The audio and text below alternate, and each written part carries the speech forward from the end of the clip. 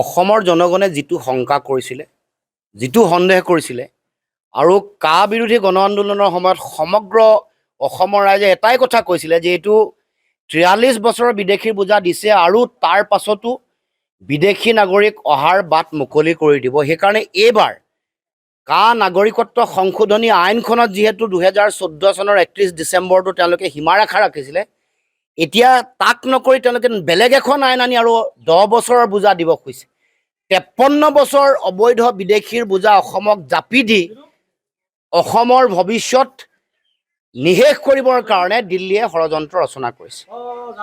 অসমৰ জনগণৰ বা উত্তৰ পূৰ্বাঞ্চলৰ ৰাইজৰ এটাই ঐক্যবদ্ধ দাবী আছিলে, অসমৰ উত্তৰ পূৰ্বাঞ্চলৰ জনগণৰ শংকা এটাই আছিলে যে অবৈধ বিদেশীৰ আগ্ৰাসনে অসম আৰু উত্তৰ পূৰ্বাঞ্চললৈ ভয়াৱহতা নমাই আনিছে। কাৰণ আটাইতকৈ বেছি ভাৰত বাংলাদেশ সীমান্ত, আটাইতকৈ সীমান্ত বেছিকৈ আছে উত্তৰ পূৰ্বাঞ্চলত। গতিকে নিৰ্বিঘ্নে ইয়ালৈ অবৈধ বিদেশী আহিব পাৰে, সীমান্ত খোলা আছে। তাৰ পাছতো অসম আৰু উত্তৰ পূৰ্বাঞ্চলৰ ৰাইজৰ আৱেগ, ৰাইজে কৰা গণ আন্দোলনক ভেঙুচালি দেখুৱাই গাৰ জোৰেৰে বলপূৰ্বকভাৱে সেইটো সময়ত কা আইনখন জাপি দিলে আজি আকৌ ১০ বছৰৰ বোজা অসমক জাপি দিব খুজিছে। তাৰ মানে তেওঁলোকে অসমৰ ভৱিষ্যত ধ্বংস কৰিবৰ কাৰণে, অসমৰ খিলঞ্জীয়া থলগিৰি ভূমিপুত্ৰ মানুহক ৰাজনৈতিকভাৱে নিশেষ কৰিবৰ কাৰণে ষড়যন্ত্ৰৰ কূটকৌশল ৰচনা কৰিছে। এই লক্ষ্য ৰাজনৈতিকভাৱে নিশেষ কৰা, এই লক্ষ্য ভাষিক, সাংস্কৃতিক আৰু অৰ্থনৈতিকভাৱে অসমৰ সমাজ আৰু অসমৰ জাতীয় জীৱনক বিপন্ন কৰিবৰ কাৰণে দিল্লীয়ে এই ষড়যন্ত্ৰৰ কূটকৌশল ৰচনা কৰিছে। কাৰণ অসমৰ ৰাইজে অতদিনে এনেকুৱা ধৰণৰ চিন্তাৰ বিৰুদ্ধে সংগ্ৰাম কৰি আহিছে। অসমৰ লগত দীঘলীয়া সংগ্ৰামী পৰিক্ৰমা জড়িত হৈ আছে। ভাষা কাঢ়ি নিওঁতে, মাধ্যম কাঢ়ি লৈ যাওঁতে, অবৈধ বিদেশীৰ আগ্ৰাসনৰ সময়ত, কা বিৰোধী গণ আন্দোলনৰ সময়ত, সহস্ৰ সংগ্ৰামৰ বেলিকা, সকলো সময়তে অসমৰ ৰাইজে অসমত কৰা অন্যায় এইবোৰৰ বিৰুদ্ধে শক্তিশালী ৰূপত প্ৰতিবাদ আৰু সংগ্ৰাম কৰি আহিছে। আৰু সেইকাৰণে দিল্লীয়ে এই সংগ্ৰামী ধাৰাটোক সৰ্বকালৰ কাৰণে নিশেষ কৰি ৰাজনৈতিক, সামাজিক, ভাষিক, সাংস্কৃতিকভাৱে জাতিটোক নিশেষ কৰিবৰ কাৰণে এই ষড়যন্ত্ৰ, কুটিল ষড়যন্ত্ৰ আশ্ৰয় লৈছে। অসমৰ ৰাইজে কা মনা নাছিলে, আজিও নাই মনা, ভৱিষ্যতে কা বা এনেকুৱা ধৰণৰ জাতিধ্বংসী আইনৰ যোগেদি বিদেশীৰ বোজা জাপি দিব খোজা যি তেওঁলোকৰ লক্ষ্য আৰু ষড়যন্ত্ৰ, এই ষড়যন্ত্ৰক কোনো কাৰণতে কেতিয়াও মানি নলয়। ইয়াৰ বিৰুদ্ধে সংগ্ৰাম কৰিব লাগিব আৰু এনেকুৱা ধৰণৰ ষড়যন্ত্ৰ মষিমূৰ কৰিব লাগিব।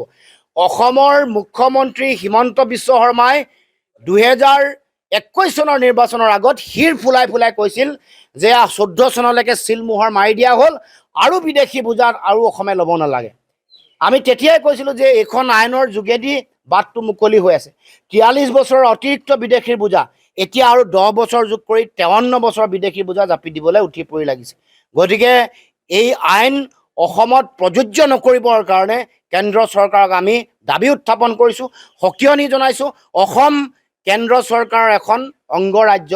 অসমক যদি দিল্লীৰ তেওঁলোকে বা ভাৰতৰ অংগ বুলি ভাবে, ভাৰতবৰ্ষৰ আন নাগৰিকৰ দৰে ইয়াৰ যিসকল পুৰণা বাসিন্দা, ইয়াৰ যিসকল স্থানীয় বাসিন্দা, তেওঁলোকৰ যদি ভৱিষ্যত সুৰক্ষিত কৰি ৰখাটো বিচাৰে, কা আইনেই হওক বা অতিৰিক্ত ১০ বছৰৰ যোগেদি ৫৩ বছৰ সম্পূৰ্ণ যিটো বিদেশীৰ বোজা জাপি দিব খুজিছে, এইবোৰ অসমত যাতে বলবৎ নহয় তাৰ কাৰণে দিল্লীয়ে ব্যৱস্থা গ্ৰহণ কৰিব লাগিব। যিহেতু আপোনালোকে আমাৰ স্থিতি স্পষ্ট, আমি এই আইন, কা আইনক মনা নাছিলোঁ, আজিও নাই মনা, ভৱিষ্যতেও নেমানো কোনো কাৰণতে। আৰু আমাৰ যি বিৰোধ, আমাৰ যি সংগ্ৰাম, এই সংগ্ৰাম অব্যাহত থাকিব। আগন্তুক দিনসমূহত আমি ৰাজনৈতিকভাৱে এই বিষয়টো কেনেকৈ লৈ যাওঁ, অহা কাইলৈ আমাৰ সকলো বিৰোধী ৰাজনৈতিক দলৰ আমাৰ সংগ্ৰামী কাৰ্যসূচী আছে গুৱাহাটীৰ চচলত ১১ বজাৰ পৰা। তাতো এই বিষয়টোৱে ঠাই পাব আৰু এই বিষয়টোক লৈ প্ৰতিবাদ কাইলৈৰ পৰা আৰম্ভ হ'ব। মুখ্যমন্ত্ৰীয়ে কি কৈছিলে? মুখ্যমন্ত্ৰীয়ে ২০১৪ চনৰ পৰা পিছত আৰু নেবাহে আৰু এইটো একদম মাৰি দিছোঁ চিলমোহৰ এনেকৈ কৈছিলে। এইটোৱেতো আছিলে যোৱাবাৰ নিৰ্বাচনবোৰৰ ভাষণত কি আছিলে যে আৰু ২০১৪ চনতকৈ নেবাহে।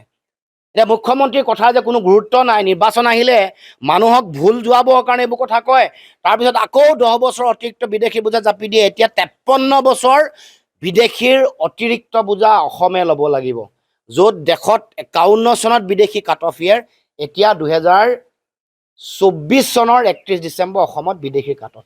যিকোনো খবৰৰ বাবে যোগাযোগ কৰক 7099017330 লগতে 7099017110 নম্বৰত।